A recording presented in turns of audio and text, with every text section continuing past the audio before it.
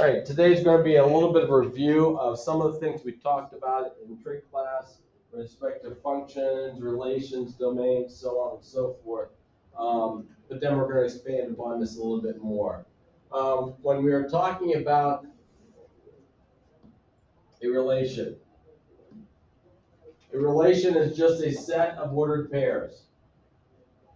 A set of ordered pairs. When you're talking about a relation, it's a group, it's a set, just ordered pairs. Now, there's a couple ways of writing out the set of ordered pairs. We could, first off,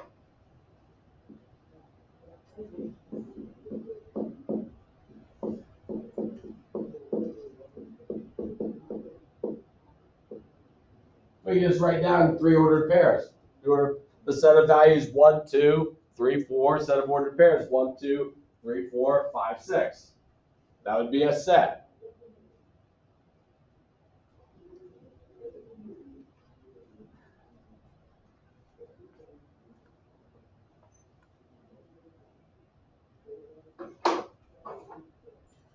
But we can also take a look at this on a graphical method, a graphical idea. If I have my x and y axis and I drew a line,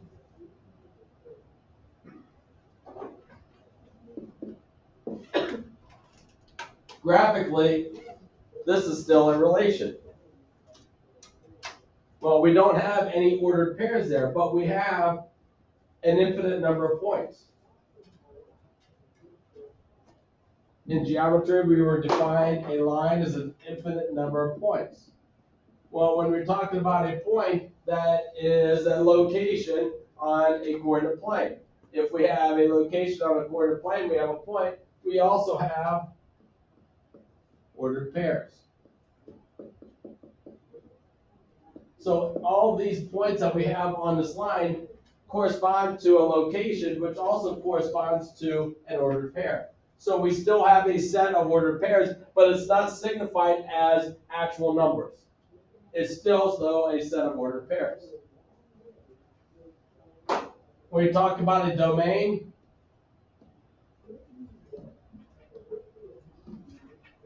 it's a set of all first values of the ordered pairs of a relation. The set of all first values of the ordered pairs of a relation.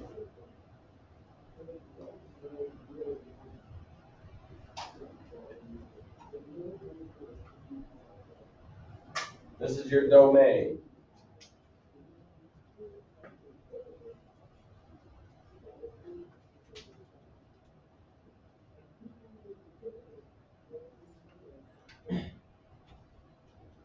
A set of all first values of the ordered pairs of a relation. So Ethan, what would be our domain up here? The set of ordered pairs that we have. 1, 3, 5. Oh, so close. What are we missing? The brackets, the braces. To signify that we have set of 1, 3, and 5.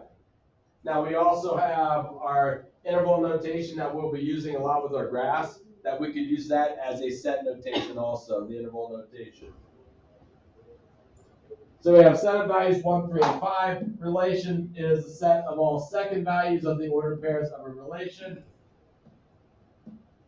So all your second values of the ordered pairs of a relation is your range values.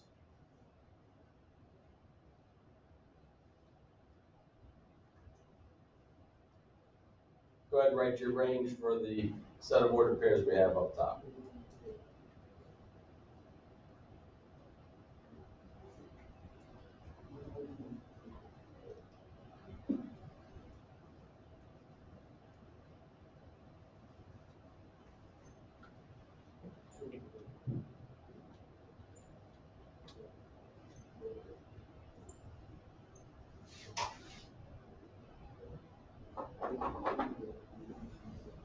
I'll give you a second shot here. What's range? For the bracket, 2, 4, 6, and another bracket. Okay, set of values 2, 4, and 6. That's correct. Really, they're braces, but we're okay with that. We're okay. We have a grouping symbol there. Set of values 2, 4, and 6. Function. We're talking about a function. It's a special type of relation. It's a relation such that each value from the domain corresponds to exactly one value in the range. A function is a relation such that each value in the domain corresponds to exactly one value in the range.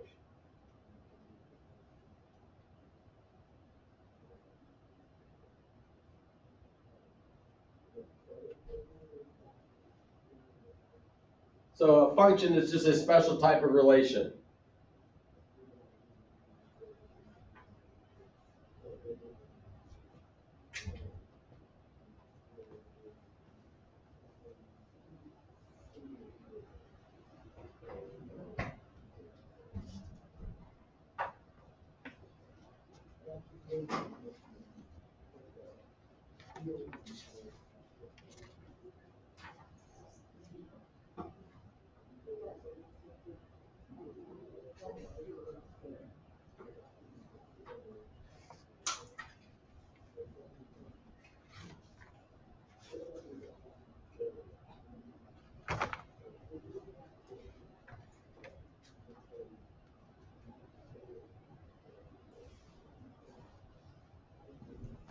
So if we take a look at what we did in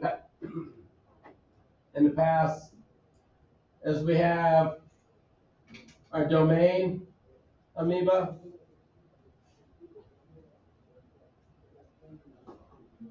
and our range amoeba.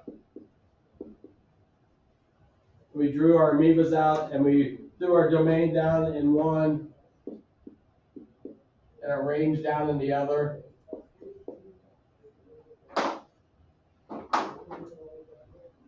And the idea of corresponding. If I look at the value of 1 in my domain, what would it correspond to in the range, Paige? What do you think? 2. Because in my ordered pair, we have 1, 2. So 1 would go to 2, 3 would go to 4, 5 would go to 6. Does each value in the domain correspond to exactly one value in the range? Yes, it does. So this would be a function.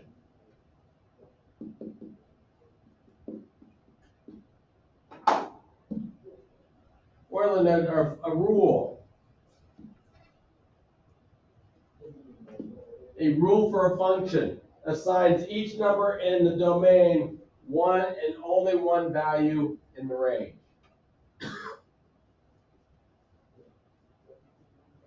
For a function, assigns each number in the domain to one and only one number in the range. This is a rule.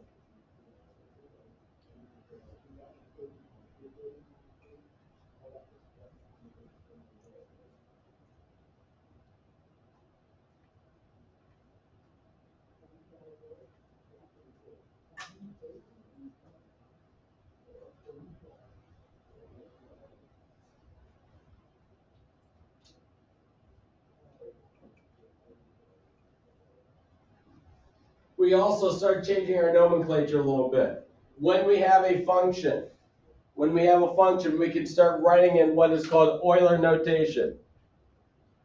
Even though it says E-U-L-E-R, and we're Americans, we would say that's Euler, because, of course, Americans are hooked on phonics, and how we pronounce things is the way it should be said.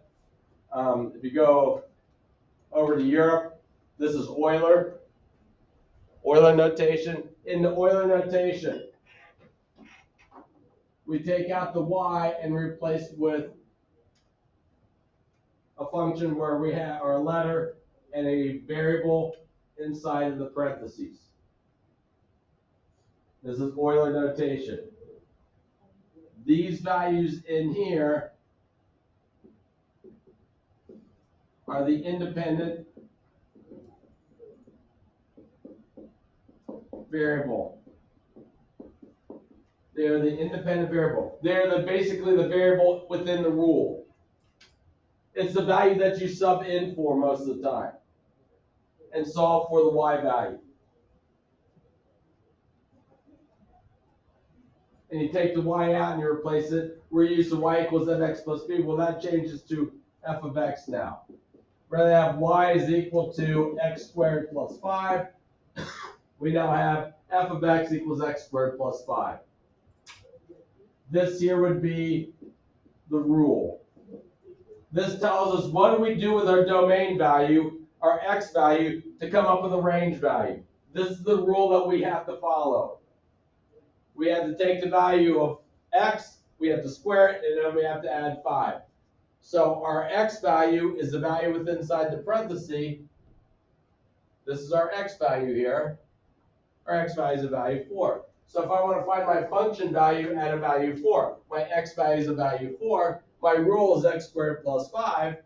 So what would be our function value at the value of 4? Sarah, what would we have? 21. Taking our 4 and squaring it and adding 5. So we have a value of 21. This would then give us an ordered pair, 4 and 21.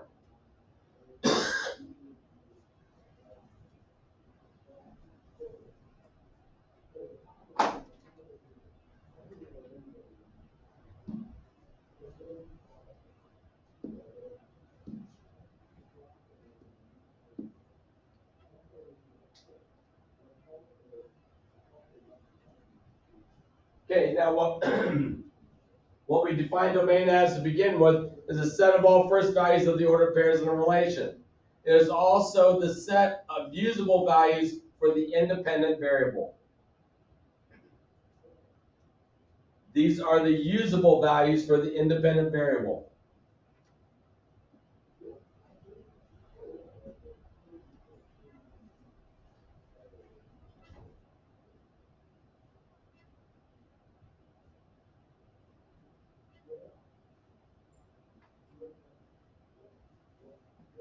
So yes, we have the set of all first values of the ordered pairs in a relation, but it's also the set of usable values for the independent variable. The variable that you're subbing in for.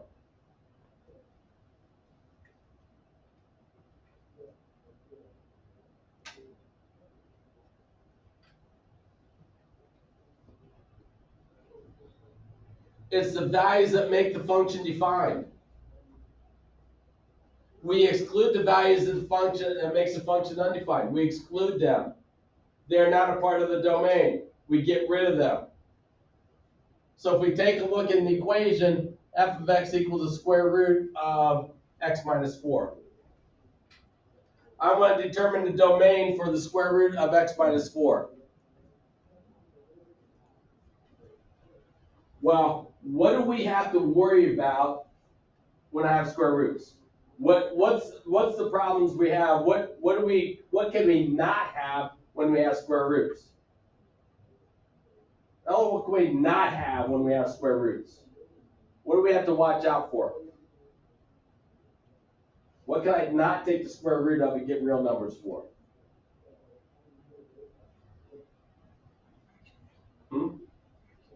I would take square root of fractions.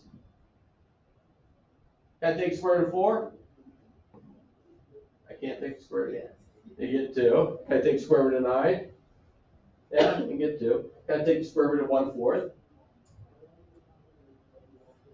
Yeah, 1/2 times 1/2 gives me 1/4. Can I take square root of 0? I take square root of 0. If I multiply 0 times 0, do we still get 0? Yeah. So we're okay there. But what's the values that we can't have? Sydney, help her out. Negatives. Square root of -4. I start getting into my imaginary numbers, my Barney numbers. Okay, which I cannot clickety-clack into my number in my calculator. So what we run into is we run into problems when we start taking square roots of negatives. I can take square root of 0. I can take square root of any other number and clickety-clack that through the calculator. But if I try to take the square root of -4 in my calculator, I'm going to get a domain error. So what we have to make sure of is this value underneath the radical has to be positive or it could be 0. Well, how can we rewrite or write an inequality that signifies that is positive or 0? What has to be true about this x minus 4? It has to be positive, it has to be 0 or 0. How do I write that in an inequality? What can we do in an inequality? Greater than or equal to 0. So I can write this x minus 4 has to be greater than or it can be equal to the value 0. So now I have an inequality that we can solve. We can add 4 to both sides.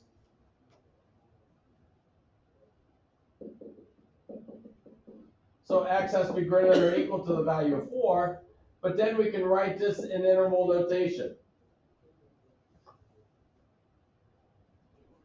Justin, what would this be in interval notation? Greater than or equal to the value of 4. Greater than. How do I write it in interval notation? Parentheses. For positive infinity. That'll be at the end. And 4. Okay, positive infinity to 4. What's going to go at the positive infinity?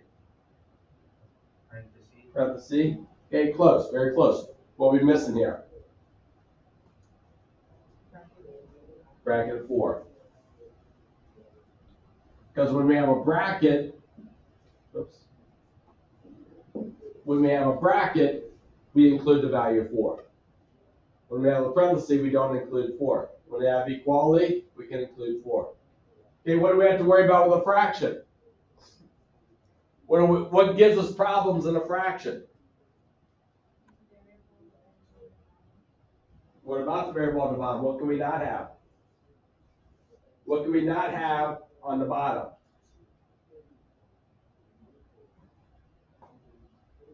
What value? What value can we not have? 0. Can't have 0 on the bottom. So this x plus 4 cannot equal a value of 0. So I can subtract 4 from both sides. So x cannot equal negative 4. Can I have any other values then? Can I have positive, negative values in there? Yeah, we can have any other value we want. We just can't have 4.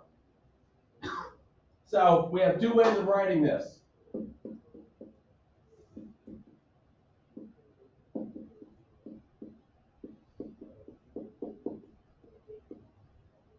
We can go from negative infinity to negative 4, union, negative 4 to positive infinity and beyond, parentheses on all ends. Okay, that's one way of writing it. Another way,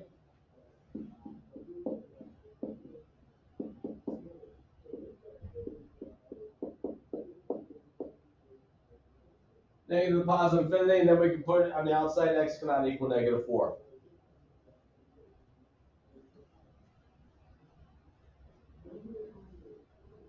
Find your domains for the next 2 down here. Find your domains for the next 2, utilizing the idea we just had, and check your answers with somebody around you.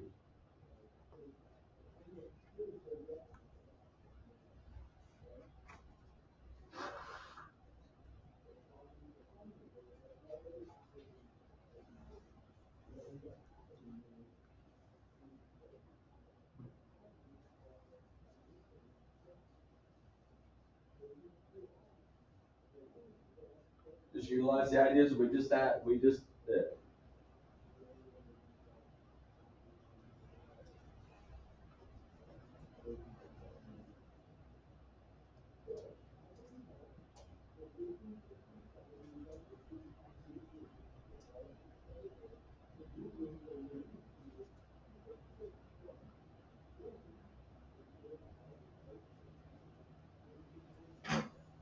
Let's get and check your answer with somebody around you.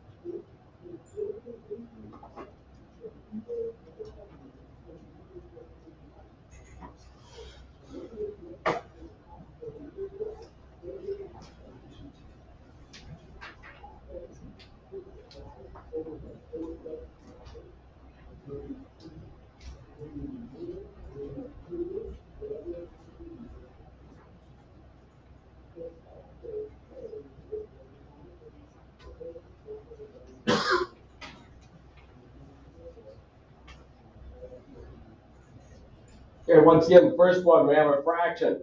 What can we not have, Rachel? What can we not have here? Yeah, this bottom cannot equal 0. So we now have a quadratic equation that we can factor down. We'll have to factor down to determine what values make it equal to 0, and we have to exclude them. What's the two values? So you have x plus 4, x plus 1. So we have x a member of x cannot equal what? -4, -1. Okay, once again, if you write an interval notation and divide it out, that would be fine too. Okay, now what we have is we have a square root and we have a fraction. We have a square root of fraction up here. We just had a square root. We had to make it greater than or equal to value 0, but now we have a fraction. So what do we have to do with this value down here? What inequality could we write now?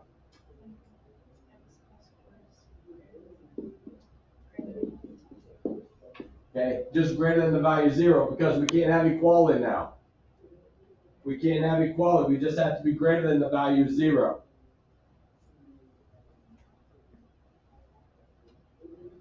So now we can solve. So x has to be greater than -4. And once again, writing our interval notation. -4 to positive infinity and beyond. And beyond.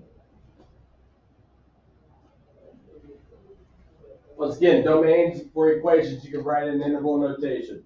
Let's go to the back. These graphs go on. These graphs go on. We have a sine curve here. We're living our fond memories. Good class.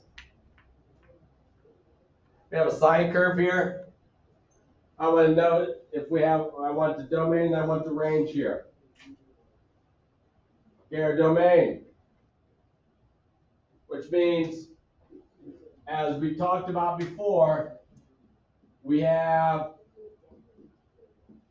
an infinite number of points, which means we have an infinite number of ordered pairs as we go along here. Infinite number of points, infinite number of ordered pairs. What's our domain here? What's our usable x values? Are there any values that we have to exclude in our x values? Braylon, any values that we have to exclude here? That's not on the, with respect to a number line? No. So it's all real numbers. Well, we can just write that from negative to positive infinity and beyond. That gives us our all real numbers. But our range values,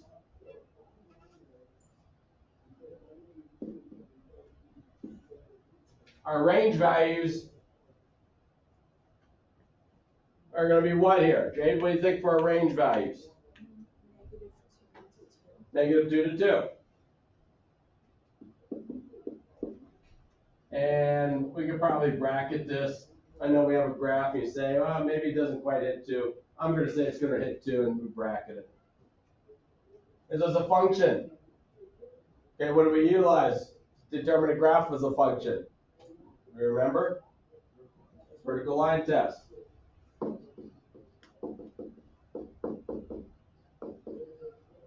Our vertical line test, if I could draw a vertical line and intersect at more than one point, not a function. So yes, this is.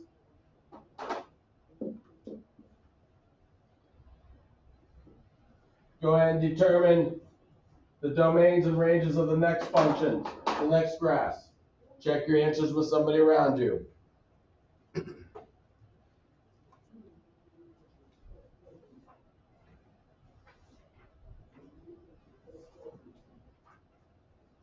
Once again, you can assume arrows at the end of each one of those graphs.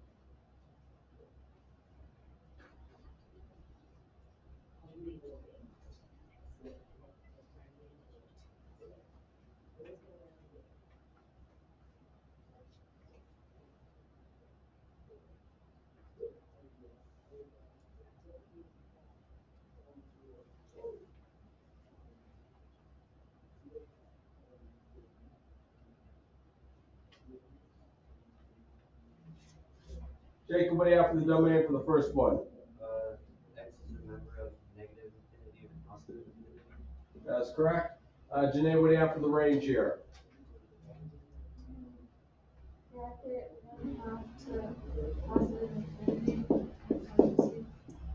Okay, and if you have a parenthesis there, it looks like it's a half, but if you have a parenthesis, that would be fine also. Second one, what do we have for the domain for the second one? Nolan? X is a member of bracket 1 and positive infinity. That's correct. And beyond. Our range values, what do we have for the range values? Isaac? Y is a member of parentheses, negative, positive. Function. Marley, is this a function? No. No, this is not. Once again, we don't pass the vertical line test. We intersect at 2 different points. So what we have here is we have one x value, this one x value that goes to 2 different y values, not a function. First one up here, yes, we do have a function. Last one. Last one, domain. What do we have for the domain in the last one? Okay, now, looking at just your x values. What are your x values? Braylon, what do you have for the domain?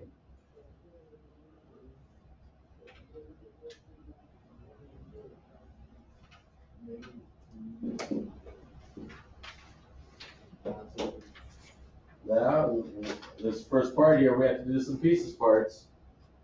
So we go from negative infinity to what value for the x? Where does this rate? -3. And do we have a bracket or a parenthesis there? Parenthesis, because we have an open dot there. Then we jump over to here. So we have a union. We start at 2, bracket, 2 to positive infinity. The range values, we do the same thing. We look at each piece part. We start at -2 to negative infinity.